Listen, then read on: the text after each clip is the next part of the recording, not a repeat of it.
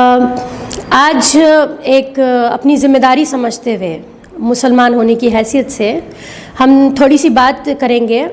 وسیم رضوی کے اوپر۔ حالیہ ہم نے جو ہے کچھ بیان سنے ہیں جو نیوز میں بھی آج کل کافی وائرل ہو رہے ہیں، اخباروں میں آ رہے ہیں کہ یہ وسیم رضوی جو کہ پہلے شیعہ وقف بورڈ کا چیئرمین تھا اور اس کے علاوہ ایک رام جنم بھومی نام سے فلم بنائی، اس کا پروڈیوسر رہا۔ دیکھیے ایسا ہے کہ قرآن میں اللہ تعالیٰ نے خود کہا کہ یہ وہ کتاب ہے جس کا ذمہ اللہ نے لیا ہے۔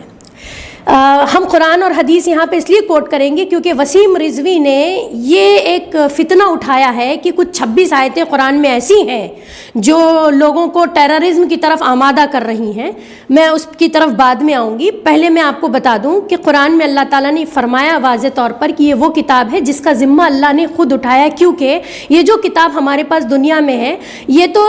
مطلب کہ پیپر کی کاغذ کی شکل میں موجود ہے، اصل جو ہے وہ تو لوح قرآنی میں محفوظ ہے۔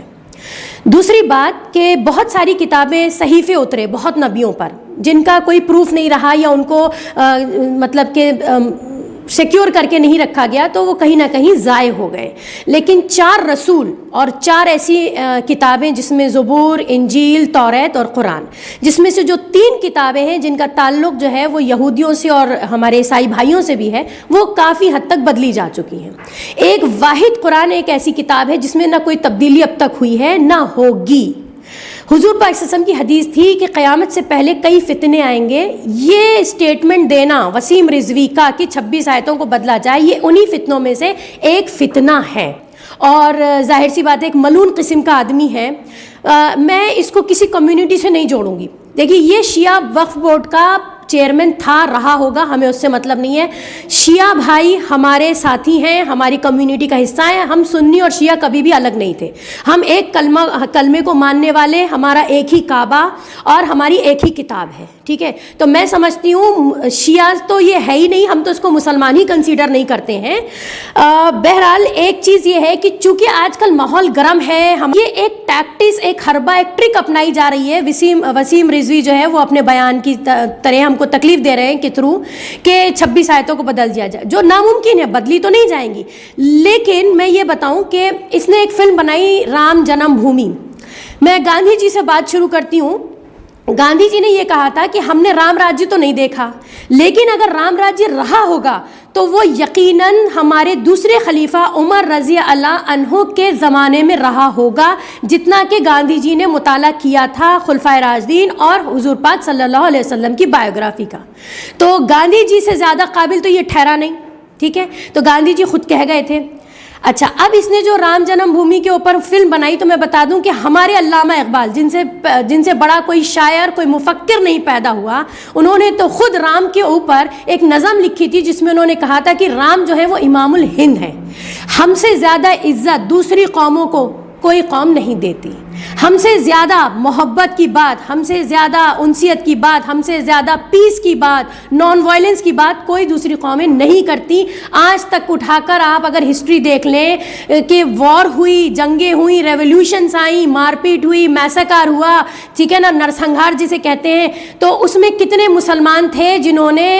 جو وجہ بنے ان سب چیزوں کے۔ بلکہ میں تو کہتی ہوں کہ مسلمان اس وقت بھی اور پرانے اگر ہسٹری اٹھا کے دیکھیں تو زیادہ تر تشدد کا نشانہ ہوتے رہے ہیں۔ تو یہ ایک بات کو پہلے تو میں کنڈم کرنا چاہتی ہوں جو اس نے یہ کہا کہ ٹیررزم کی طرف لے جاتی ہیں اور ٹیررسٹ بناتی ہیں یا ڈر دکھاتی ہیں، تو یہ تو سراسر اس نے جھوٹ بول دیا۔ اگر کوئی اس کی بات کا پروف لینا چاہتا ہے تو وہ ان 26 آیتوں کو ڈھونڈ کے ان کا مطالعہ کر لے، دودھ کا دودھ پانی کا پانی وہی ہو جائے گا، ٹھیک ہے۔ یہ ایک ملعون شخص ہے اور ابلیس کہنا بھی غلط نہیں ہوگا کیونکہ بی جے پی کا ماننے والا فالوور ہے تو ظاہر سی بات ہے ان کے ایجنڈے پہ کام کر رہا ہے۔ اور ایک ایجنڈا جو دنیا میں اس وقت چلا ہوا ہے وہ ہے یہودیوں کا، جو ہر حال میں چاہتے ہیں کہ مسلمانوں کو کیسے نیچا دکھایا جائے۔ اس کی تھوڑی سی 1 منٹ میں آپ کو ہسٹری بتا دیتی ہوں۔ دیکھیے یہودی جو ہیں